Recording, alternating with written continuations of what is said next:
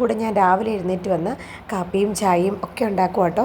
അപ്പോൾ ഇന്ന് ബ്രേക്ക്ഫാസ്റ്റ് ഉണ്ടാക്കണം, പിന്നെ ഉച്ചക്കത്തേക്ക് ലഞ്ചിൻ്റെ പ്രിപ്പറേഷൻ നോക്കണം, ഇതിനിടയ്ക്ക് സ്കൂളിൽ പോകണം. അപ്പോൾ ഇങ്ങനെയുള്ള കാര്യങ്ങളെല്ലാം ഉണ്ട്.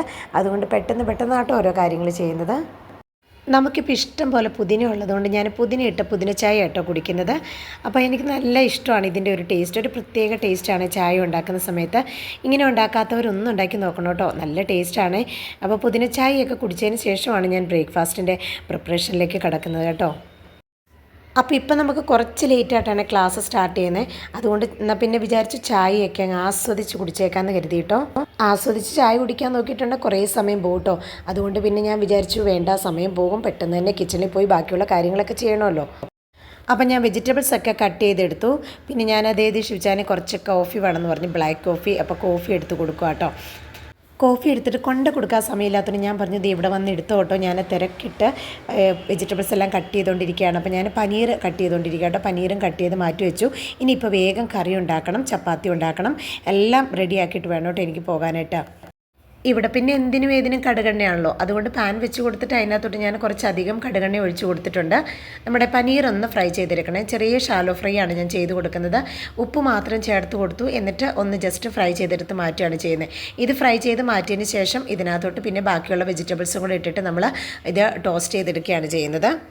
പനീറെല്ലാം ഫ്രൈ ആയി വന്നിട്ടുണ്ട്, അത് കോരി ഞാൻ മാറ്റിയെടുക്കുക കേട്ടോ.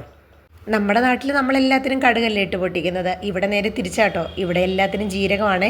അപ്പോൾ അതുകൊണ്ട് ഞാനും കുറച്ച് ജീരകം ഇട്ട് പൊട്ടിച്ചു. അതിനകത്തോട്ട് പിന്നെ നമ്മൾ കട്ട് ചെയ്ത് വെച്ചിരിക്കുന്ന വെജിറ്റബിൾസും ആവശ്യത്തിനുള്ള ഉപ്പും കൂടെ ചേർത്തിട്ട് വീണ്ടും ഒന്ന് ടോസ്റ്റ് ചെയ്തെടുക്കുകയാണ്. ഇതും ഒരുപാട് വെന്ത് പോകേണ്ട ആവശ്യമില്ല കേട്ടോ.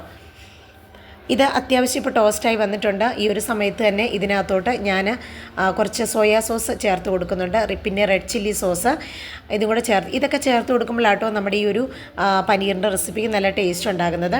പിന്നെ ഞാൻ കുറച്ച് ഗ്രീൻ ചില്ലി സോസും കൂടെ ചേർത്ത് കൊടുത്തിട്ടുണ്ട്. ഈ ഒരു ഐറ്റത്തിന് സോസുകളാട്ടോ ഏറ്റവും പ്രധാനമായിട്ടുള്ളത്. പിന്നെ ഞാനിവിടെ മെയിനായിട്ട് ചേർക്കുന്നത് നമ്മുടെ പനീർ ചില്ലി മസാലയുണ്ട്, അപ്പോൾ അതും കൂടെ ചേർത്ത് കൊടുക്കുന്നുണ്ട് കേട്ടോ. അങ്ങനെയെല്ലാം മസാലപ്പൊടികളും സോസുകളും എല്ലാം ചേർത്ത് കൊടുത്തു. ഫൈനൽ നമ്മുടെ പനീർ ചില്ലി മസാലയും ചേർത്ത് കൊടുത്തു. എന്നിട്ട് നമ്മൾ ഇതിനകത്തോട്ട് സ്വല്പം ചൂടുവെള്ളമാണ് ഞാൻ ഒഴിച്ചു കൊടുക്കുന്നത്. അത് ഒഴിച്ച് കൊടുക്കുമ്പോൾ തന്നെ ഈ ഒരു ഇതെല്ലാം കൂടെ നല്ല തിക്കായിട്ട് വരും കേട്ടോ. കാരണം പനീർ ചില്ലി മസാലയ്ക്കകത്ത് കോൺഫ്ലവറും കൂടെ ആഡ് ചെയ്തിട്ടുണ്ടെന്ന് തോന്നുന്നു കേട്ടോ. അതുകൊണ്ട് തന്നെ നമ്മളിത് ഒഴിച്ചു കൊടുക്കുമ്പോൾ തന്നെ കറക്റ്റ് ആ ഒരു കൺസിസ്റ്റൻസി നമുക്ക് കിട്ടും. എന്നിട്ട് നമ്മൾ ഫ്രൈ ചെയ്ത് വെച്ചിരിക്കുന്ന പനീറും കൂടെ ഇട്ട് കൊടുത്തു കേട്ടോ. നല്ല ടേസ്റ്റിയാണ് ചപ്പാത്തിയുടെ കൂടെയും അതുപോലെ ഫ്രൈഡ് റൈസിൻ്റെ കൂടെയൊക്കെ കഴിക്കാനായിട്ട്.